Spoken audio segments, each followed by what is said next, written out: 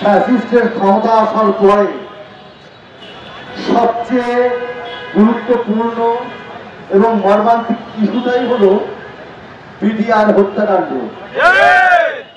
BDR নিয়ে যে কথাগুলো বিগত বছরগুলোতে হয়েছে, এই 17 বছর ধরে হয়েছে, আসলে নতুন করে বলার কিছু নেই।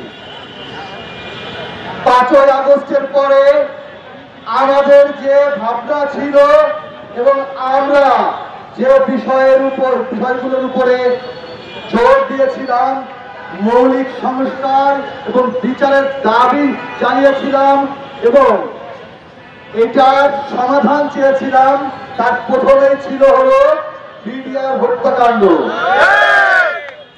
একটা কথা বারবার বলার পরে একটা বিরক্তি আসে।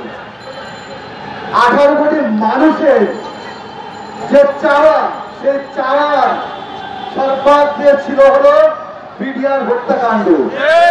রাষ্ট্রের যারা দায়িত্বশীল আছে, আপনাদের কানে কিন্তু এই বিষয়গুলো পৌঁছে, আপনারা হয় সেগুলো দা করেন না, না হলে আপনাদের আন্তরিকতার অভাব আছে। যদিও বিডিআর হত্যাকাণ্ড নিয়ে যে তদন্ত প্রতিবেদন প্রকাশ করেছে এবং সেখানে বলা হয়েছে যে এর সাথে জড়িয়ে আছে দেশি এবং বিদেশি চক্র, পাশাপাশি ফ্যাসিস্ট সরকার, যে আওয়ামী লীগ সরকার।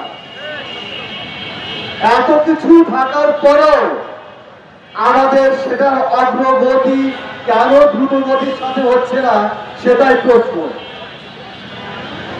আমরা বর্তমান দায়িত্বশীল যারা আছে তাদের একটা কথাই বলতে চাই, এই বিডিআর হত্যাকাণ্ডের সাথে যারা জড়িত তারা সৈনিক হলে তাদের শাস্তি নিশ্চিত করতে হবে, রাখতে হবে।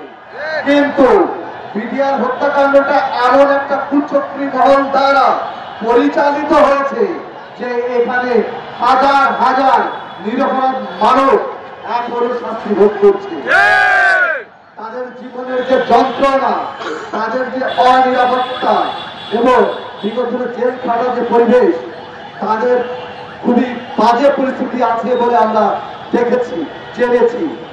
অনেক বিডিআর পরিবারের সাথে আমার কথা হয়েছে, তারা তাদের যে সংকট, তাদের যে দুর্বিষহ জীবন, সেই জীবন সম্পর্কে বলেছে। রাষ্ট্রের দায়িত্ব খুব দ্রুত সময়ের ভিতরে এটার সমাধান করা, যারা দোষ করেছে তাদের অবশ্যই শাস্তি দিতে হবে। যদি যারা নিরপরাধ তাদের প্রতি অবশ্যই রাষ্ট্রের দায় আছে। তাদের বিগত দিনে তারা যে নির্যাতনের শিকার হয়েছে সেটার ক্ষতিপূরণ তো অবশ্য দিতেই হবে। পাশাপাশি তাদের যে পেনশন, তাদের বিগত দিনে যাদের কারণে তারা এই পরিস্থিতিতে পড়েছে, তাদের অবশ্যই শাস্তি নিশ্চিত করতে হবে এবং তাদের সম্পত্তি গ্রহণ করতে হবে।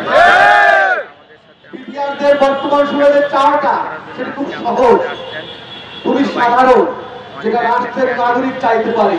সেখানে তারা সরকারি কর্মচারী হয়ে তারা বাংলাদেশের সার্বভৌমত্ব রক্ষায় কাজ করেছিল।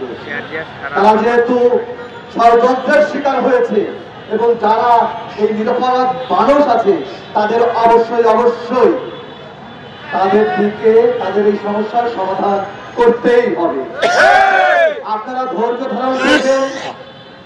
আমরা একটা ফ্যাসিস্ট, একটা বড় তথ্যের বিরুদ্ধে, দানবের বিরুদ্ধে আন্দোলন করে বর্তমান পরিস্থিতি, বর্তমান পরিবেশ পেয়েছি। আমি বিশ্বাস করি যে খুব দ্রুত সময়ের মধ্যে এই সমস্যা, এই সংকটে সমাধান রাষ্ট্রীয় পর্যায়ে যারা দায়িত্বশীল আছে তারা অবশ্যই করবে।